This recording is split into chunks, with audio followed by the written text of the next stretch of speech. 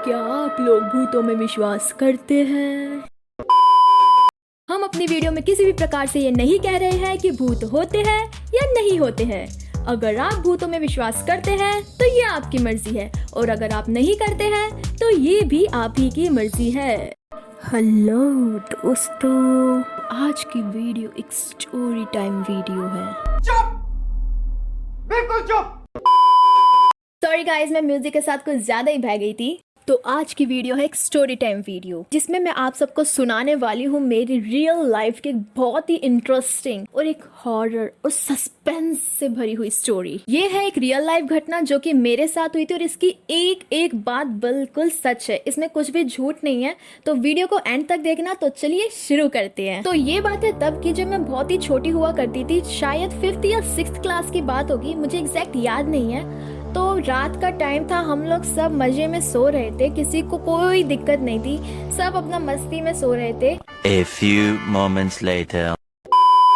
लेकिन अब मुझे दिक्कत स्टार्ट होने लगी।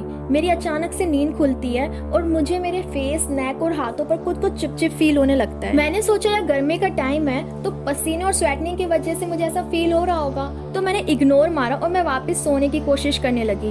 बट मुझे नींद ही नहीं आ रही थी, और अब मैं इतना ज्यादा इरिटेट हो चुकी थी कि मैंने सोचा फाइनली देख ही लेते कि ऐसा फेस पर क्या लग गया, कितनी चिपचिप फील हो रही है। अब देखना है तो लाइट्स तो ऑन करनी पड़ेगी, और स्विच बोर्ड था बेड से थोड़ा दूर, और उस वक्त था रूम में बिल्कुल डार्क अंधेरा। इसलिए मैंने अपनी मम्मी को उठाने की कोशिश की, जो मेरे बगल में ही सो रही थी। मैंने बोला, मम्मी उठो, मुझे मेरे फेस पे ना कुछ स्टिकी फील हो रहा है। और मेरी मम्मी, जो कि बिल्कुल खतरनाक वाली नींद में सो रही थी, उन्होंने मेरी फालतू बात को इग्नोर मारा और वापस अपना सोना कंटिन्यू रखा।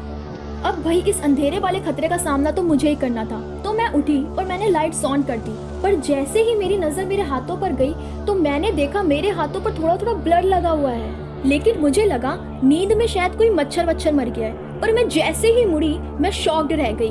मेरे बेड के पिल्लो साइड पर ब्लड ही ब्लड था, और वो इतना सारा था जैसे लग रहा था कि किसी ने एक ग्लास ब्लड स्पिल कर रखा हो।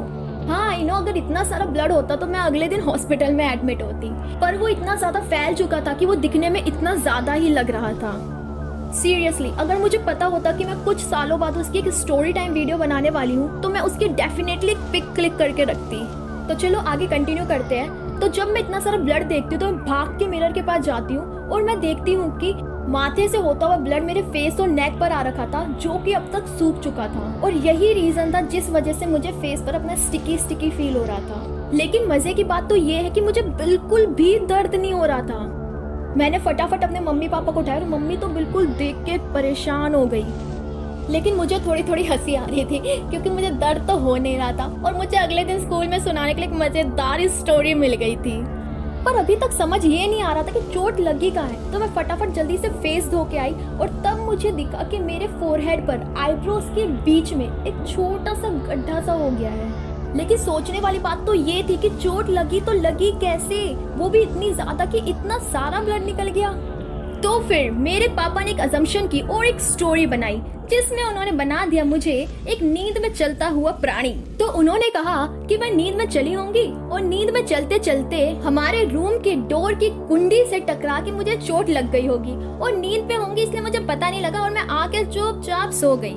बट सोचने वाली बात तो ये है कि ना इस इंसिडेंट से पहले, ना इसके वक्त, और ना इसके बाद में कभी भी किसी ने मुझे नींद में चलते हुए देखा हो, और मैंने खुद भी कभी ऐसा एक्सपीरियंस नहीं किया। और बस फिर पापा ने दवाई लगा दी और हम सब सो गए, और हम ठहरे देसी फैमिली। अगले दिन उठे, रात गई बात गई, छोटी मोटी चोट है, डॉक्टर के पास यार कौन जाएगा, तो गए भी नहीं।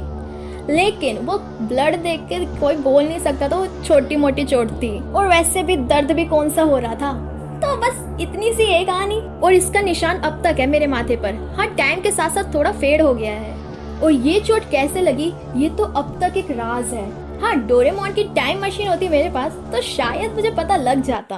और हॉरर तो था ही स्टोरी में। सोचो, आधी रात को तुम्हारे बिस्तर, तुम्हारे मुंह पर, तुम्हारे हाथों पर खून ही खून हो तो डरोगे नहीं क्या?